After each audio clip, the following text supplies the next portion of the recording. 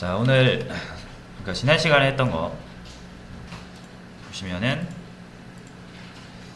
표준 입출력. 자, C 언어에서는 printf랑 scanf를 썼다면 C++에서는 cout과 cin을 쓰죠. 자, 그리고 C++에서는 네임스페이스, 좀 더 대규모 프로젝트를 감안을 하고 만들어졌기 때문에 이 식별자가 겹칠 수 있어요. 그죠? 규모가 큰 프로젝트에서는. 그래서 네임스페이스라는 걸 도입을 해서 식별자들에게 점점점 구분을 할 수 있는 유일한 식별자 역할을 하는 이 네임스페이스를 앞에 계속 붙여줄 수가 있었죠. 자, 그리고 자료형의 스트링, 불, 이런 새로운 자료형이 추가됐다라는 거. 특히나 이 스트링은 이제 여러분이 가장 많이 사용하게 될 타입이 되겠죠. 자, 그래서 네임스페이스 같이 해봤고, 자, 변수 선언 및 초기화에서 초기화 방식이 여러 가지 있다 그랬죠. 자, 그래서 기존의 C++에서 사용하던 방식, 그거 이제 복사 초기화라고 한다 그랬고, 그리고 보면서 좀 살펴보면, 그 다음이 직접 초기화, 이런 식으로 하는 거죠. 자, 요거는 되는 데가 있고 안 될 때가 있어요. 이 코드상 이 표기 때문에 이 가로가 들어가기 때문에 약간 이제 함수 사용하는 쪽이랑 약간 충돌이 나는 경우가 있거든요. 자, 그래서 좋은 표현이긴 한데 C++만의 표현이고 좋은 표현이긴 한데 안 되는 경우가 있기 때문에 나온 게 뭐다? 유니폼 초기화. 그래서 유니폼 초기화는 이 함수랑 헷갈릴 일이 없잖아요, 그죠? 자, 그래서 모든 타입에서 사용을 할 수가 있는데, 이건 또 주의하실 점은 다른 경우에는 암묵적 형변환이 일어나는데 이거는 형변환이 일어나지 않는다, 에러가 난다 정도로 정리를 하고 넘어갔어요. 자, 그리고 범위 기반 포문이라는 게 있었죠.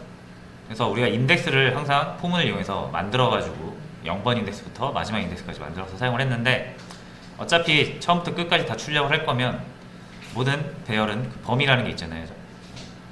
그래서 우리가 직접 인덱스를 만들 필요 없이 처음부터 끝까지 다 탐색을 해주는 포문이다.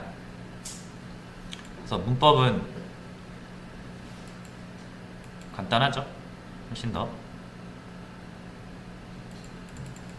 그래서 땡땡 기준으로 오른쪽이 이제 여러 개의 값을 가지고 있는 컬렉션 형태의 변수가 오고요. 왼쪽은 여기서 하나씩 꺼내서 저장할 임시 변수를 만들어 주시면 됩니다. 그리고 이 안쪽에서 사용을 하면 되죠. 자, 근데 요거 그 다음 문제를 보면 참조 변수라는 게 있었죠. 참조 변수.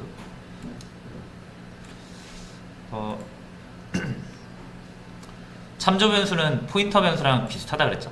근데 이제 포인터 변수는 기능이 강력하긴 하지만 포인터 변수라는 점 때문에 주소값이 계속 바뀔 염려가 있고, 그리고 사용하는 것도 우리가 좀 더 직관적이지 못하다 그랬죠. 자, 그래서 나온 게 참조 변수, 요런 거죠. 요거. 아까도 보셨지만은 요거는 임시 변수라서 ARR에 데이터를 하나 꺼내서 여기다가 복사를 하는 겁니다. 그죠?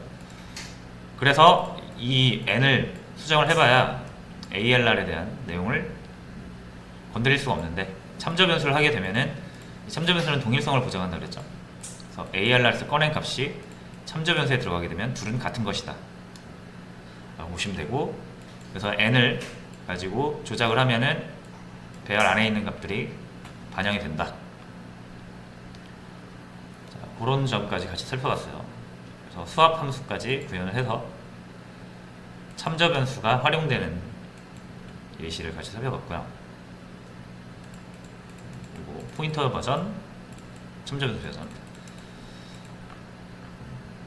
그래서 여기까지 정리를 해주시면 되겠고, 동영상도 올려드려서 한번 참고하실 분은 참고하시면 되겠고요. 자, 오늘은 클래스라는 것을 한번 살펴볼 건데, 요거를 얘기할 때 이제 얘기 앞서 기존에 우리가 C 언어 시간에 했던 자료 구조를 다시 한번 볼 거예요. 자, 제가 대충 좀 적었어요. 자, 구조체라는 게 있죠. 스트럭트. C 언어의 구조체라는 게 있었고 우리가 그것을 사용을 해봤는데, 저 구조체를 사용하는 이유는 이 프로그래밍이라는 것 자체가 현실 세계 문제를 해결하고자 하는, 컴퓨터를 해결하고자 하는 건데, 그러려면 이제 현실 세계를 어느 정도 반영할 수가 있어야 되잖아요. 근데 현실 세계는 되게 복잡하게 이루어져 있죠. 데이터 하나로 표현할 수 있는 게 아니죠. 뭐 간단한 사물 하나만 해도, 뭐 리모컨 하나만 해도 리모컨에도 색상이 있고 기능이 있고 가로 길이 크기 무게 이런 여러 가지 정보들이 집합돼서 리모컨이라는 걸 이루고 있는데, 그런 복잡하고 다양한 데이터를 이용해서 우리가 원하는 만큼만 이 사물을 표현을 해야 되거든요. 근데 변수는 값을 한 개밖에 표현할 수 없죠. 그래서 변수는 한계가 있어요. 변수를 가지고 표현을 하려면 변수를 엄청 많이 써야 되죠.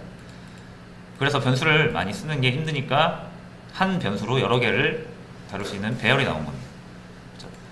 근데 배열 같은 경우는 여러 개의 데이터를 반영할 수는 있지만 다양한, 복잡하고 다양한 데이터를 표현할 수는 없어요. 그죠? 왜냐면 같은 타입만 다루기 때문에 그래요. 그죠?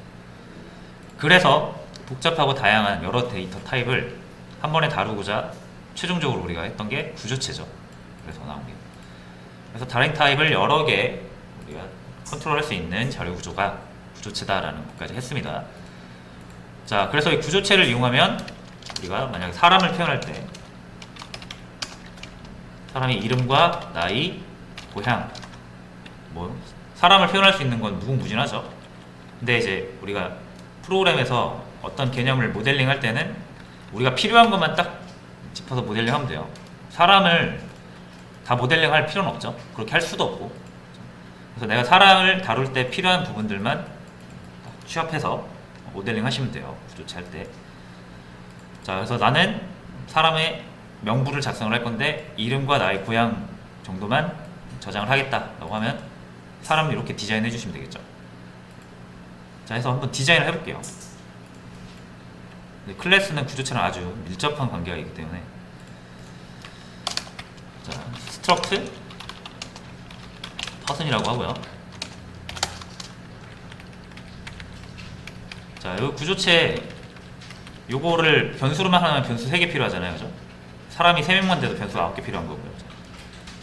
그리고 그 변수가 이렇게 섞이면 찾기도 힘들고, 어쨌든 변수와 변수는 서로 독립적으로 존재하기 때문에 우리가 잘못 다룰 가능성이 높아요. 그죠?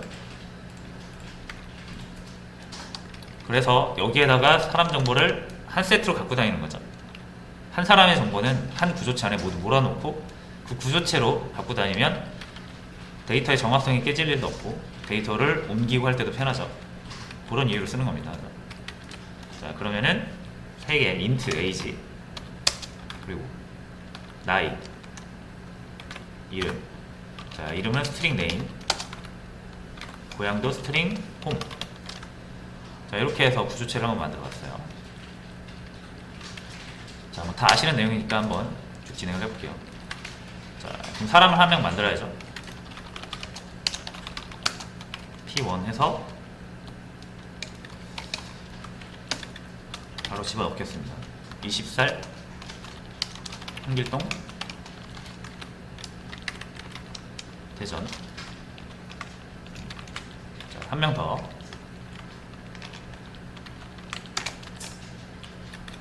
수는 홍길수 부산. 자, 이렇게 2명의 사람 구조체를 만들었어요.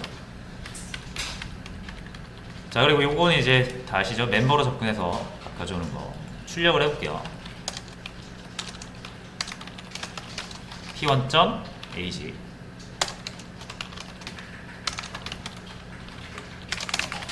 p1.name p1.home.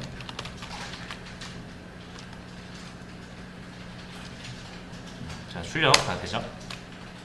자, 근데 이제 홍길동 말고 홍길순도 출력을 하고 싶다 라고 하시면 어떻게 합니까? 똑같이 하면 되죠. 이게 여기만 바꿔서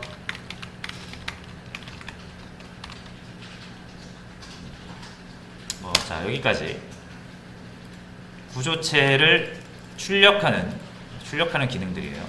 근데 보시면 이 P1, P2 딱 이 부분만 다르고 다 똑같은 내용이잖아요. 그죠? 사실 뭐 P3 하나 만들면 또 세 줄 써야겠죠.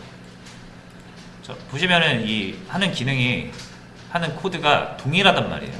살짝 바뀌는 부분이 있긴 하지만, 그죠? 자, 그래서 이거를 여러분들이 코드를 좀 효율적으로 중복되잖아요. 재활용하고 싶을 수 있죠. 그래서 뭘 만듭니까? 코드를 재활용하기 위해서, 값을 재활용하기 위해서는 변수를 만들고, 코드를 재활용하기 위해서는 함수를 만들죠.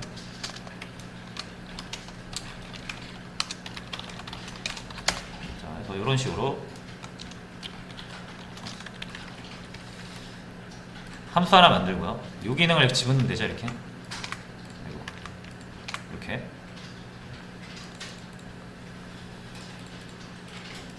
자, 그러면은 이제 요거 필요 없고요.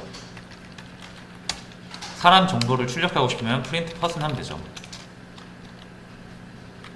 프린트 퍼슨 하면 되는데, 자, 여기 P1이 이제 여기 P1이라는 정보가 없잖아요. 여기선 있었는데, 그러니까 이거를 뭐 가져와서 하는 건 말이 안 되죠.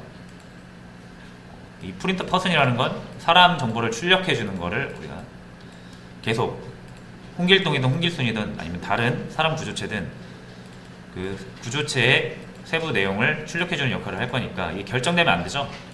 P1이, 그죠? 자, 이럴 때는 어떻게 합니까? 함수가 결정할 수 없는 거는 함수를 사용하는 쪽에서 결정해 줘야 된다, 그죠? 그게 매개 변수잖아요. 그러니까 이 프린트 함수는 사용하는 쪽에서 던져주는 구조체를 받아서 그냥 출력을 해주면 됩니다. 자, 근데 이 출력하는 포맷 형태 자체가 지금 사람에 딱 고정되어 있죠. 사람 구조체 구조가 딱 고정되어 있기 때문에 당연히 뭘 넘겨야 됩니까? 퍼슨을 넘겨야겠죠.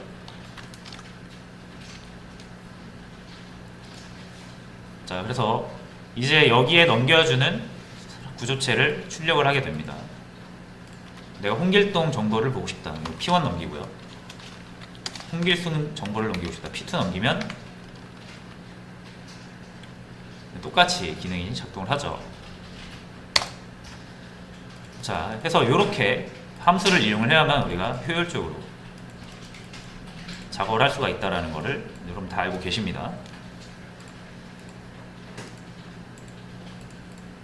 자, 됐죠?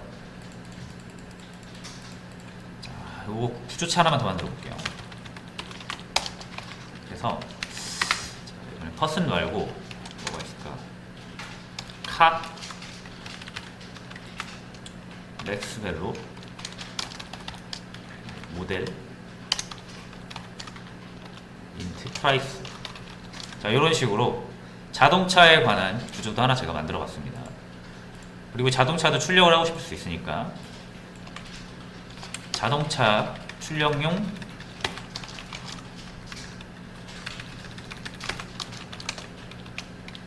이렇게 만들게요.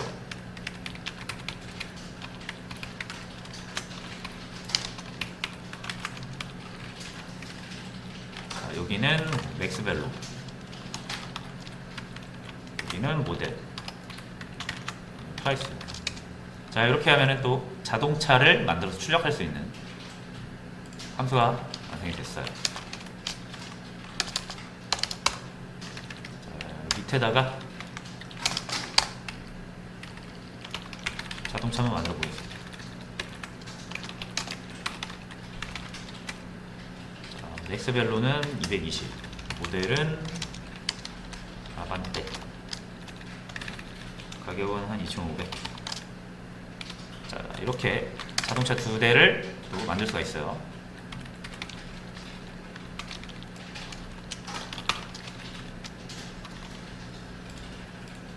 자, 역시 프린트 하면 되죠. 똑같이 프린트 카 C1, C2 넣으면, 자, 그래서 여기까지 자, 기능이 잘 됩니다. 자, 여기서 보시면 보실 수 있는 바가 뭐냐면, 여러분들이 함수를 만들잖아요. 함수는, 자, 함수의 존재는, 자, 보세요. 자, 함수라는 거는 결국 어떤 역할을 하냐면 뭔가를, 자료를, 데이터를 처리하는 거예요. 그렇죠? 데이터라는 게 그냥 딱 고정되어 있으면 뭔가 표현을 할 수 있지만, 변화를 반영할 수가 없잖아요. 현실 세계 계속 변하는데, 그죠? 그러니까 이 현실 세계 반영하려면 계속 변화하는 현실을 또 반영해야 되기 위해서 그 데이터들을 계속 연산하고 처리하고 새로운 값으로 바꿔주고 해야 된단 말이에요. 그죠? 그런 걸 해주기 위해서 우리가 함수라는 거를 도입을 한 거죠. 코드를 재활용하기도 하지만 사실상 우리가 데이터를 가지고 뭔가 처리를 하잖아요. 그죠? 그것을 하는 쪽이 함수라고 보시면 되는데, 자, 그러면 당연히 뭐해? 처리하는 자료에 의해서 함수가 위존적이 되겠죠. 맞나요? 무슨 말인지. 함수 이렇게 생겼잖아요. 이 함수 잘 작동되죠. 구조체에서 이거 이렇게 바뀌면 이거 지금 됩니까? 이거 에러 나죠. 우리 함수 건들지 않아도 이거 구조가 살짝 바뀌어도 얘는 잘 기능하던 게 기능이 안 됩니다. 그죠? 에러 나죠. 아니면 우리가 사람을 이렇게 3개 정도만 다루다가 충분할 줄 알았는데 더 필요하대요. 성별 정보가 필요하다. 이렇게 했어요. 함수가 반영이 되나요? 그게? 안 되죠. 함수에 정보가 추가되면, 그러니까 구조체에 뭐 하나가 추가되면 얘도 수정이 일어나야 돼요. 무조건. 그쵸? 그러다가 이거 논란이 생겨서 성별을 없애버리래요. 없앴어요. 그럼 이게 되는 것도 안 되죠. 그럼 얘 또 없애야 된단 말이에요. 이게 위존적이라는 얘기예요. 어디에? 이 함수는 이 자료 구조를 처리하기 위해서 만들어진 거기 때문에 이 자료 구조가 변경되면 무조건 얘도 영향을 받게 됩니다. 이게 무슨 말인지 아시겠죠? 자, 그래서 여러분들이 이 함수를 이렇게 자료 구조가 여러 개 있고 그 자료 구조를 처리하는 함수를 여러 개 만들어요. 자, 그럼 똑같은 문제가 발생을 한 게 뭐냐면 이 함수들이 점점점 많아진다고 생각을 해보세요. 자, 그러면은 제가 지금 방금처럼 이 person에 이렇게 했어요. 그러면 이 person을 사용하는 함수를 얼른 찾아서 고쳐야겠죠? 자, 요거 여기 있죠. 근데 이게 비슷하잖아요, 지금 하는 일이. 딱 한눈에 봐서 눈에 잘 안 보이죠? 근데 이 정도면 우리가 충분히 찾을 수 있는데 함수가 수십 개 있는 파일이라고 생각을 해보세요. 자, 그러면 요거를 사용하고 있는 함수를 일단 여기서 찾아야 돼요. 쭉 다, 그죠? 다 찾아야 되고, 또 이게 파일 하나가 아니라 파일 여러 개로 프로그래밍을 하거든요. 보통 파일을 수십 개 만들어가지고 파일을 엮어서 프로그램을 만드는데, 자, 그럼 이거를 이 자료 구조를 사용하는 함수를 가진 파일이 또 여러 개 있을 수 있어요. 자, 그럼 그 파일도 또 다 찾아다니면서 이걸 수정을 해야 됩니다. 이 함수를. 그죠? 하나만 수정돼도, 얘가 하나만 수정돼도 그렇게 해야 돼요. 그러다가 얘가 또 수정되면 그걸 또 해야 되고. 그죠? 자, 그래서 이게 이런 현상이 어쩔 수 없이 일어나긴 하는데, 근데 이게 너무 지금 불편하다 이거예요. 그래서 어떻게 하고 싶냐면, 우리가 이 사람에 관련된 거 어떻게 모았습니까? 사람 구조체에다 모아버렸죠. 사람에 관한 정보들은 따로따로 있으면 우리가 관리하기 힘들잖아요. 그죠? 그래서 구조체라는 거 바구니를 만들어서 다 넣었죠. 자, 역시 마찬가지로 그러면은 요거 어차피 이 함수는 요 struct person에 있는 것만 사용하잖아요. 그죠? 자, 그러면은 이 struct person을 사용하는 함수는 어디다 넣겠다? 얘도 그냥 여기 넣겠다 이거예요. 여기다. 이 데이터를 처리하고 이 데이터를 사용하기에 만들어진 함수는 어디에 넣겠다? 무조건 같은 구조 안에 넣겠다 라고 해서 함수까지 넣어버리는 거예요. 구조체 안에. 이러면은 이 사람 여기 수정돼도 뭐만 보면 됩니까? struct person 여기만 보면 되죠. 이 구조체 안에만 살펴보면 된단 말이에요. 어차피 이걸 사용하는 쪽은 우리가 여기다 넣어놨으니까. 자, 여기까지 이해되시죠? C 언어에서는 이게 안 된단 말이에요. 근데 C++에서는 구조체 안에다가 함수를 집어넣을 수가 있습니다. 함수를 막 집어넣으면 안 되겠죠. 이 자료 구조 안에 있는 데이터를 사용하는 함수만 여기다 넣으시면 돼요. 여기에 위존적인 함수만. 그래야 얘가 변해도 우리가 이 안에서 다 해결을 볼 수가 있거든요. 그죠? 자, 그러면 이제 이거 어떻게 사용하느냐? 우리가 age name 이걸 멤버라고 하죠. 이 구조체의 멤버잖아요, 그죠? 따로 존재하는 게 아니라 이 구조체를 만들면 구조체 안에 존재하는 멤버들이고, 우리가 이걸 점 이용해서 이렇게 접근을 했죠. 자, 그럼 프린트 퍼스는 이제 없어요. 그 어디에 있습니까? 스트럭트 퍼슨 구조체 안에 있기 때문에 이걸 사용하고 싶으시면 퍼슨 구조체한테 p1. name 이런 식으로 하듯이 멤버 접근하듯이 p1. print person 이렇게 해주셔야 돼요. 그리고 다시 p1. 자, 이렇게 하면 이제 똑같이 작동이 돼요. 됐죠? 자, 그래서 이렇게 하시면은 관리하기가 편하다. 자, 그러면 이제 하나만 더. 자,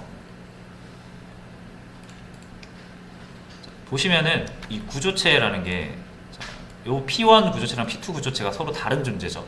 그죠? 이게 무슨 말이냐면, 여러분 구조체를 struct person 1 딱 하면 어떻게 돼요? 공간이 자, 이렇게 생깁니다. 그죠? 그래서 어디에? 여기 20, 여기 뭐 홍길동, 뭐 대전 이렇게 데이터를 가질 수 있죠. 그리고 젠더, 성별. 자, 이렇게 구조체를 만들면 이렇게 생겼잖아요. 그리고 또 퍼슨 2 하면 정확히 이렇게 똑같이 생기고, 이 값만 좀 다른, 그죠? 여긴 22, 홍길순, 부산, 그죠? 이런 게 생기잖아요, 그죠? 자, 그러면은, 그리고 얘네들 다 뭘 갖고 있냐면은 지금 요 프린트 퍼슨이죠. 하나 더 그릴게요. 자, 프린트 퍼슨. 얘도 같은 구조체에서 나왔으니까 프린트 퍼슨. 사람 구조체를 만들면 무조건 이렇게 생겼어요. 그죠? 자, 그럼 어떻게 할 수 있다? 지금 메서드 이거, 그러니까 함수를 사용하는데 p1이라는 걸 지금 매개 변수 인자로 넘기잖아요. 그죠? 왜 그래요? 여기 안에서 결정할 수가 없으니까 그런 거죠. 자, 근데 이게 프린트 퍼슨이 이 스트럭트 퍼슨 안에 들어오면 이게 필요가 없어집니다. 왜? 구조체마다 얘가 p1, p2인데 구조체마다 자기 자신의 데이터와 자기 자신의 함수를 가지고 있죠. 자기 자신의 데이터와 자기 자신의 함수를 가지고 있죠. 그러니까 뭐 하면 됩니까? 받아서 출력할 게 아니라 자기 거 그냥 출력하면 되죠. 여기서 외부에서 p1이라는 걸 받아갖고 p1을 출력할 게 아니라 스트럭트 만들어지면 다 자기만의 나이, 이름, 고향 가지고 있잖아요. 자, 그래서 외부에 있는 거를 받아서 출력할 필요 없이 자기 거를 그냥 출력하면 돼요. 그러면 P1 없어도 P1, P2 각자에게 실행을 시키면 알아서 출력을 합니다. 그죠? 자기 걸로. 됐죠? 자, 그래서 이렇게 P1 보시면 데이터가 있고요. 그 데이터를 처리하는 메서드도 같이 가지고 있죠. 이런 녀석들을 우리가 이제 보통 이제 뭐라고 부르냐면은 객체 또는 인스턴스 이렇게 부릅니다. 이렇게 데이터도 가지고 있고 함수도 가지고 있어서 하나로 자기가 혼자 다 해먹을 수 있는 애, 얘를 객체라고 부르기도 하고요, 인스턴스라고 부르기도 합니다. 그래서 제가 이렇게도 많이 표현을 할 거고 이렇게도 표현을 할 거예요. 그러니까 같은 거라고 생각하시면 돼요. 그러니까 이게 객체가 아니에요. 이거 그냥 구조체인 거고, 이 구조체로부터 만들어진 이 실제 P1, P2 있죠? 이런 애들을 객체 또는 인스턴스 이렇게 부릅니다. 자, 그래서 시간이 애매하니까 요거 한 가지만 더 설명하고 여러분들 연습할 문제 드릴게요. 자, 기존에 이제 구조체에다가 함수를 집어넣었잖아요. 그죠? 자, 이거 명칭에 관한 문제인데 크리티컬한 건 아니고요. 함수를 이렇게 구조체 안에 넣었잖아요.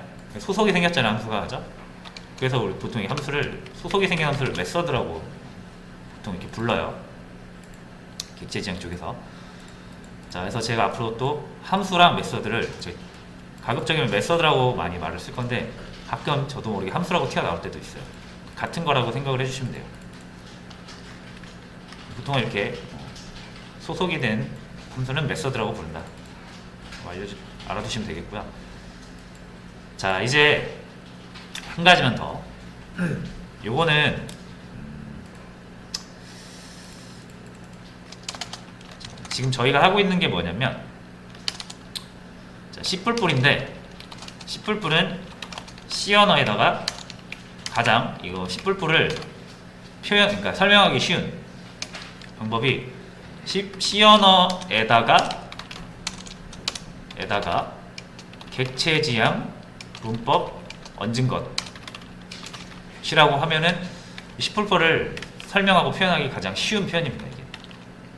이걸로 뭐 C++를 다 표현할 수는 없지만 이 정도만 해도 C++의 정체성을 어느 정도 표현했다 볼 수 있어요. C 언어에다가 객체지향 문법을 얹은 것. 자, 그럼 객체지향이 뭐냐? 방금 제가 말씀드렸죠? 객체라고요. 그러니까 하나의 완성된 데이터와 그 데이터를 처리할 수 있는 메서드를 가지고 단독적으로 뭔가를 수행할 수 있잖아요. 그죠? 그런 걸 우리가 객체라고 하고, 그럼 단독적으로 뭔가를 수행할 수 있는 애들이 여러 개 만들 수 있죠, 우리가. 방금 사람도 만들 수 있고 자동차도 만들 수 있고, 그죠? 그러면 자동차 객체와 사람 객체가 만들어질 텐데 그 두 개의 객체가 서로 데이터를 상호작용하면서 또 다른 일을 할 수가 있겠죠? 그런 식으로 객체들의 상호작용으로 프로그래밍을 하는 거. 요게 객체지향 프로그래밍이에요.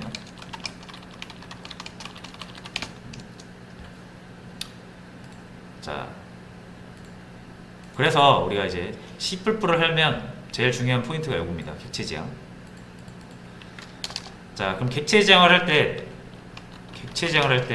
좀 중요하게 생각되는 게 이제 세 가지 정도를 얘기를 합니다. 우리 딱 그거를 살펴보고 그것을 좀 그러니까 뭐라고 할까? 숙련하고 그게 되면 그 다음 바로 이제 게시판을 만들 거거든요. 3대 요소라고 있습니다.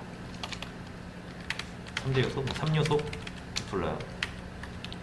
이런 식으로 많이 불러요. 제가 그러는 건 아니고 많이 사용하는 용어입니다. 객체지향 3요소. 상속, 캡슐화, 상속, 다형성 이렇게 불러요. 아마 검색을 해보시면 다 이렇게 나올 겁니다. 자, 그 중에 지금 살펴볼 건 뭐냐면 캡슐화만 잠깐 살펴보고 좀 객체 연습을 하고 그 다음에 상속, 또 상속 연습하고 그 다음에 다형성 이렇게 할게요.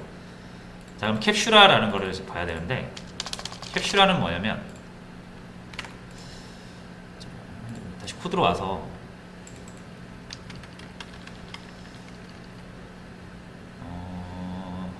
어떻게 해야 될까?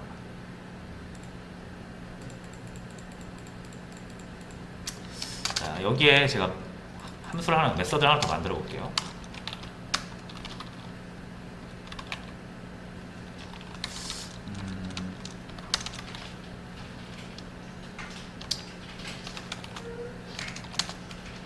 자, show age에서 나이를 출력을 하겠습니다.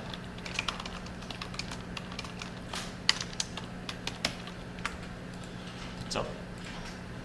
자, 그리고 요 P1 홍길동한테 show age 하면 자기 나이를 밝히겠죠.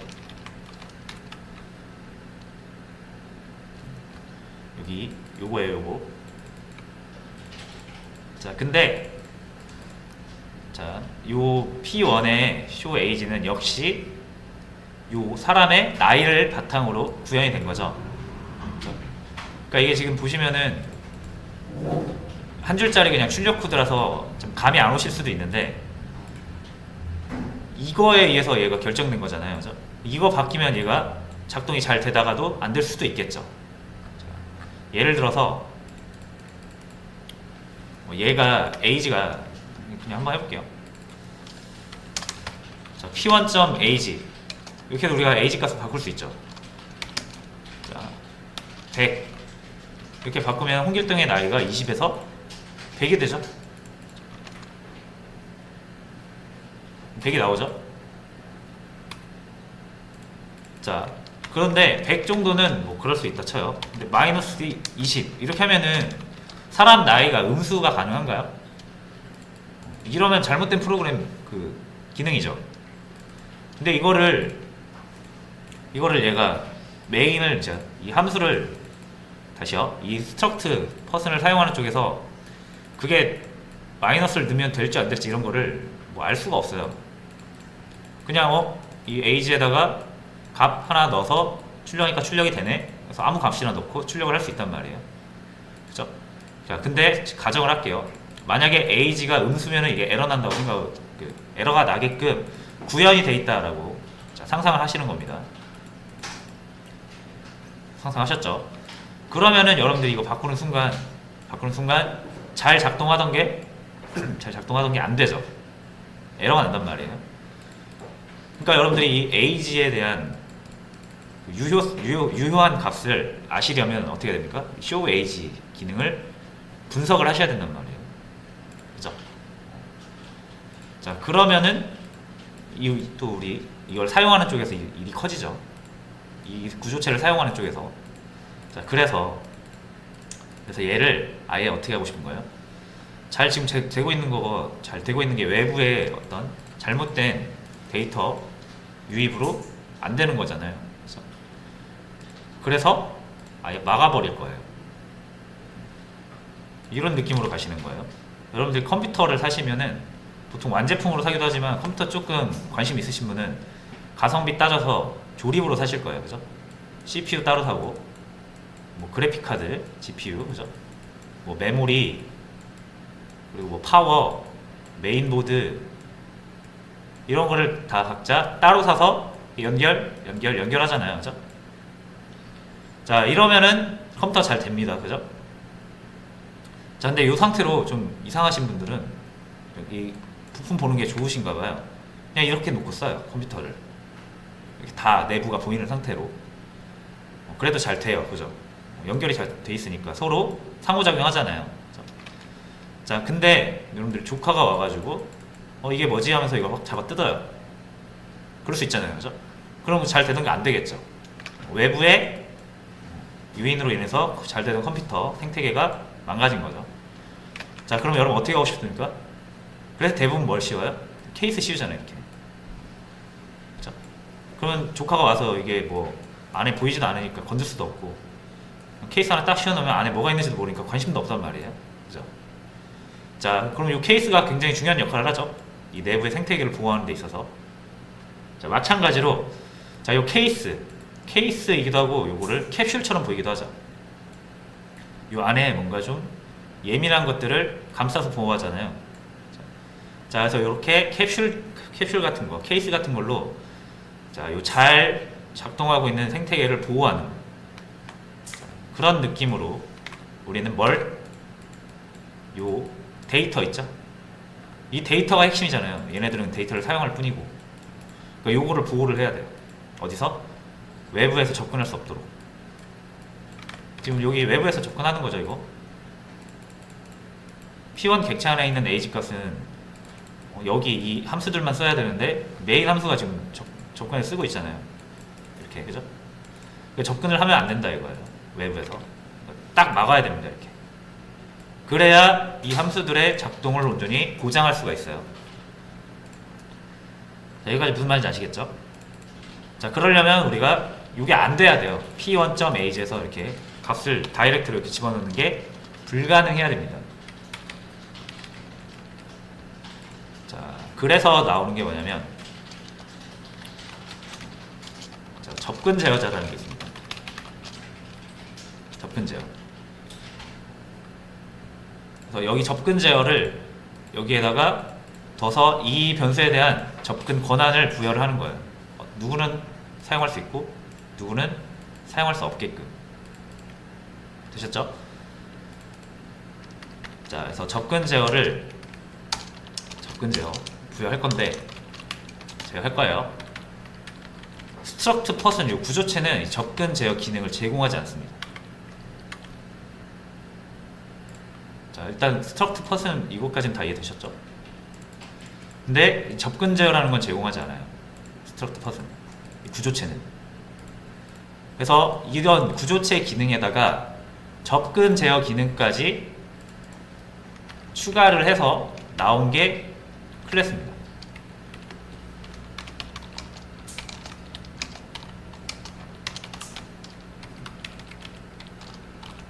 이렇게 보시면 돼요. 자, 그럼 이제 클래스, 이 스트럭처 아니죠 이제? 클래스입니다. 클래스. 자, 됐죠? 그럼 클래스는 역시 똑같이 이름은 있어야 돼요. 자, 퍼슨 클래스고요. 자, 똑같습니다. 구조체랑. 뭐만 다르다? 접근 제어를 부여할 수 있다라는 것만 차이가 있어요. 자, 그럼 이 에이지, 네임, 홈, 젠더 다 접근을 제한하겠습니다. 이 외부에서 접근을 제한을 할 거예요. 그 전에 먼저 얘네들 좀 되게 해야 되겠다. 그죠? 자, 이게 클래스로 바뀌었기 때문에 이렇게 하시면 안 되고, 자, 잘 되던 거 주석 처리하고요. 클래스는 이 스트럭트 키워드 필요 없어요. 바로 클래스 명으로 이렇게 만드시면 됩니다.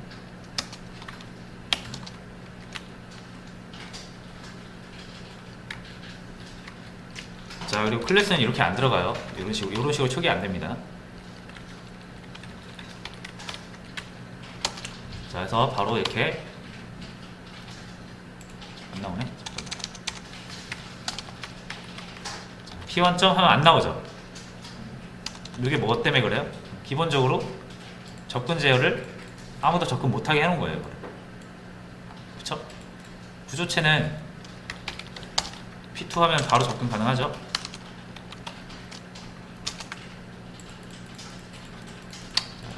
구조체는 이게 지금 퍼슨의 이름이 지금 두 개가 겹쳐서 그래요. 퍼슨 2.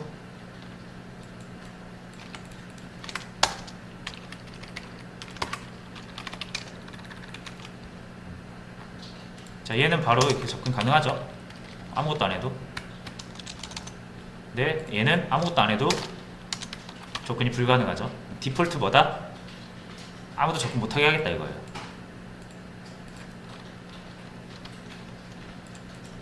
자, 됐죠? 그러면은 아무것도 접근 못하잖아요. 근데 우리 이건 써야 되죠.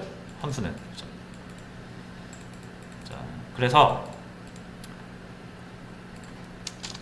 요 접근 제어자라는 게 있습니다. 접근 제어자. 세 가지가 있어요. Public, Protected, Private. 세 가지 접근 제어가 있고요. 접근 권한이에요. Public은 모두에게 공개. Protected는 이따가 나중에 배울 상속이 있어요. 상속 관계에서의 공개. 이건 아무도 공개하지 않고 나만 쓰겠다. 자, 그래서 디폴트는 여러분들이 아무것도 정해주지 않으면 기본은 프라이빗입니다. 자, 이거 아무것도 안 적은 것 같지만 뭐예요? 프라이빗이에요. 이렇게. 다시 이렇게 접근 제어를 부여를 합니다. 자, 요거는 다 나만 쓸 거야 라는 선언이죠. 그러니까 이게 생략되어 있는 거예요 지금. 그래서 아무도 접근을 못하는 겁니다. 주석 처리할게요. 자, 아무도 접근을 못하는 거예요. 자, 근데 만약에 제가 이거를 퍼블릭으로 바꾸면 보세요. 땡땡 하면은, 자, 요 밑에 있는 것들은 외부에 싹 다 공개할 거야. 이런 선언입니다. 자, 그럼 어떻게 할 수 있다? 다 보이죠 이제? 접근이 가능해요. 이런 식으로.